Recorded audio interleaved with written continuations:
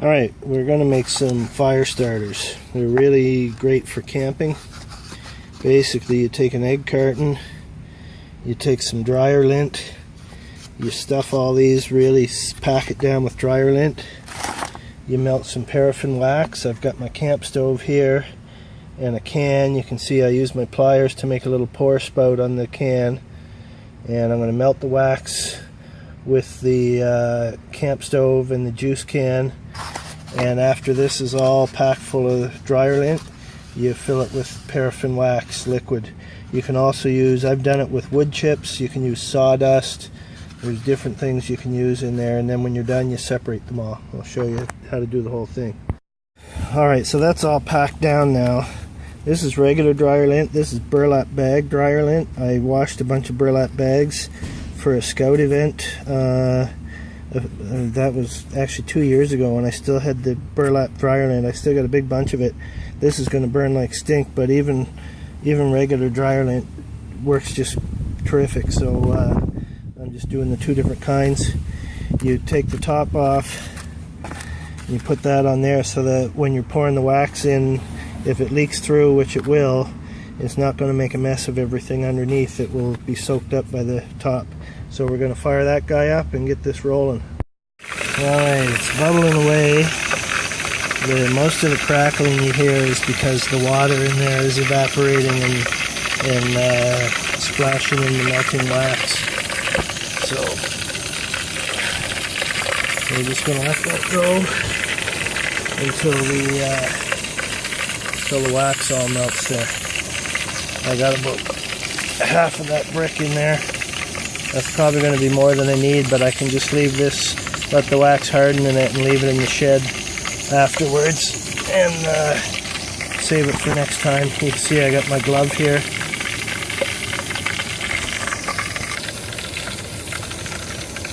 It's melting away.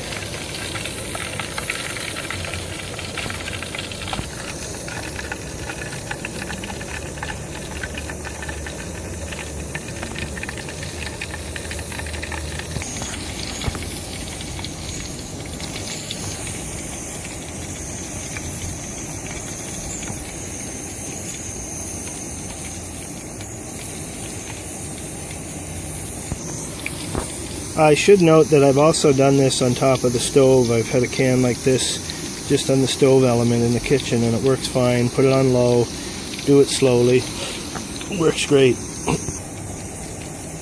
Almost ready.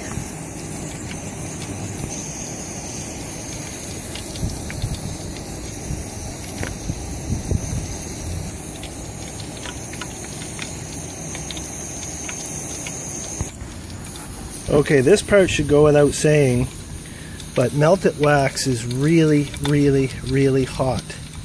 Be very careful. If you don't think you can be careful, don't do this because this is dangerous. That is really stinking hot. So, it's melted. The stove is off. I'll get that out of the way.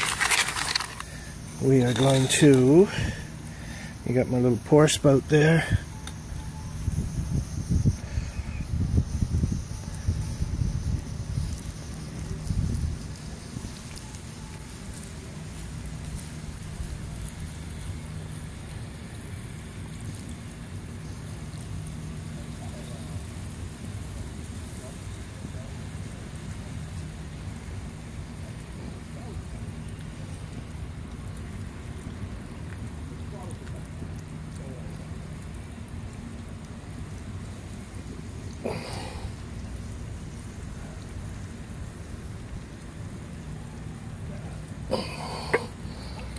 All right.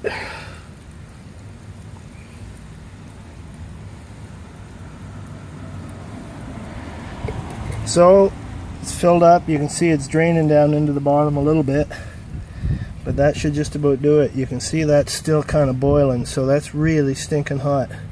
You want to let that sucker. I used almost all of that wax. That's really, really stinking hot, and it will be for a good time.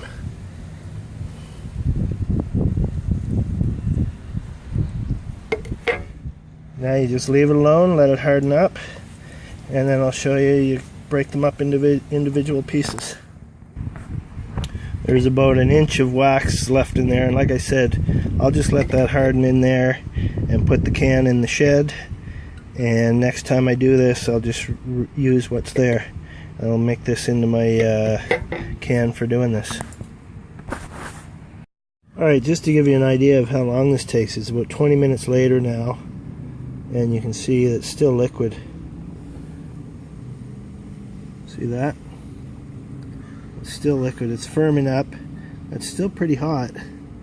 I would not want to poke my finger directly in there because I'd burn my finger. Ouch, yeah, that's still quite hot. So it takes its good time to cool down and solidify. The wax in there is pretty solidified. Oh, it's soft. It's still soft in there. It takes a good time to cool down. Yeah, so before this sets up completely, I just separate it. You want to separate the top from the bottom, otherwise they will, you can see there's a fair bit of wax here. Before it hardens up completely, you just want to separate those.